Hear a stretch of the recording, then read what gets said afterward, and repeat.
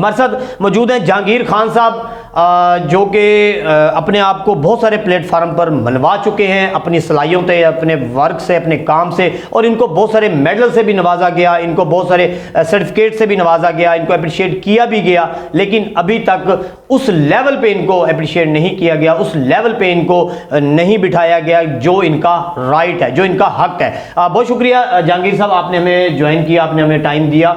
सबसे पहले थोड़ा सा आप अपनी ज़िंदगी के बारे में बताइएगा, कब से स्टार्ट किया और कैसे कैसे किन किन मुश्किलात से निकल के आप अपनी राइडिंग की दुनिया में यहाँ तक पहुँचे। जी, मैं सबसे पहले तो शुक्रगुजार हूँ आपका कि आपने मुझे अपने स्टूडियो में बुलाया, दावत दी है, मुझे बहुत अच्छा लग रहा है। जी, मैं बचपन से ही बहुत पहले तो मैं बड़ा नॉटी रहा हूँ ज़िंदगी में, और अभी भी मैं हूँ। और मैं अपनी क्लास में जब रिसेस टाइम होता था, लोग फ्रिस्बी खेलते थे, क्रिकेट का मैच मतलब है कि वो खेलते थे, और हॉकी खेलते थे, और मैं उस वक्त में अपनी क्लासरूम में बैठ के, क्योंकि रिसेस टाइम होता था 15 मिनट का, जो एक टाइम छुट्टी होती थी, मौज मस्ती का टाइम था, ठीक हो गया, मौज मस्ती बनाने का। उस वक्त मैं गाने गाता था अपनी क्लासरूम में, ठीक हो गया। और मैं गाने, वो हमारे पाकिस्तानी फिल्मी जो बड़े खूबसूरत गाने हैं, और मैं गाया करता था। और उस वक्त में भी कई टीचर्स आए, तो मुश्किलात जो है वो उसी टाइम से स्टार्ट हो गई। ठीक हो गया। वो आपको रोकते होंगे? जी, रोकते थे, कान पकड़। जब रिसेस है तो वो लीगल है कि वो बच्चे को खेलने दें, ना कि उसको। लेकिन उस वक्त के जो टीचर्स थे हमारे उस्ताद थे, वो थोड़ा सा उनका माइंड वैसा होता था, माइंड ऐसा होता था। तो मेरे कान खींचने, उन्होंने मुझे पूछना कि भाई तुम गाना क्यों गा रहे हो।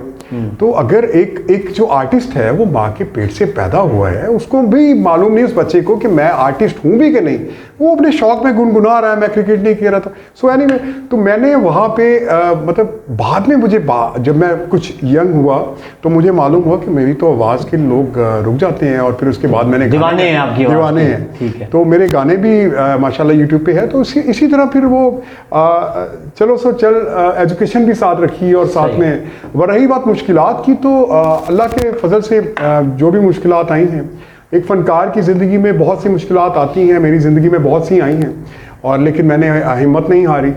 अपने मुल्क और कौम की खिदमत के लिए मैंने Multan police FM 88.6 FM radio, जिसमें मुझे RPO साहब उस वक्त तैमूरी साहब थे, और उनके अहकामात के मुताबिक मुझे CTO मुल्तान के शरीफ जट साहब ने मुझे अपने मुल्तान पुलिस FM 88.6 के उस रेडियो के, उन्होंने कहा कि हमारे जो ट्रैफिक वार्डन ऑफिसर्स हैं, तो उनको जो है आपने ट्रेन करना है, आपने FM पे बैठकर आपने प्रोग्राम भी करना है, लेन लाइन का जो डिसिप्लिन है, कानून की बालादस्ती की बात करनी है, तालीम की बात, मतलब एक आगाही देनी है, लोगों के ज़हन में मतलब चीज़ें डालनी है। तो उस वक्त के CM जो पंजाब थे, CM पंजाब, जी हाँ, शहबाज शरीफ साहब, उनके खूबसूरत अहकामात के मुताबिक लाहौर FM 88.6 तो मैं ऑफ कोर्स के उस ज़माने चल रहा था।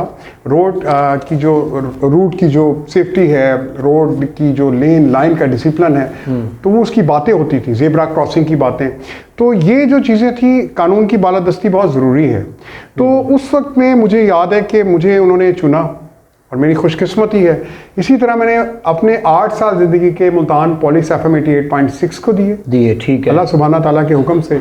और उससे पहले मैंने रेडियो पाकिस्तान और FM 88, जो जितने भी प्राइवेट मीडिया के रेडियो थे, मैंने उस पर बैठ कर भी कानून की बालादस्ती की, जबकि मुझे कोई इसके मुतबादिल मतलब आपको कोई पैसा नहीं मिला। और मैंने कोई 3 बार मैंने हमारी आज की जो हमारी CM साहिबा है, मोहतरमा मरीम नवाज साहिबा, मोहतरमा मरीम नवाज साहिबा बहुत अच्छी हैं, तो मैंने हमेशा चाहा कि मैं उनसे मिलूं,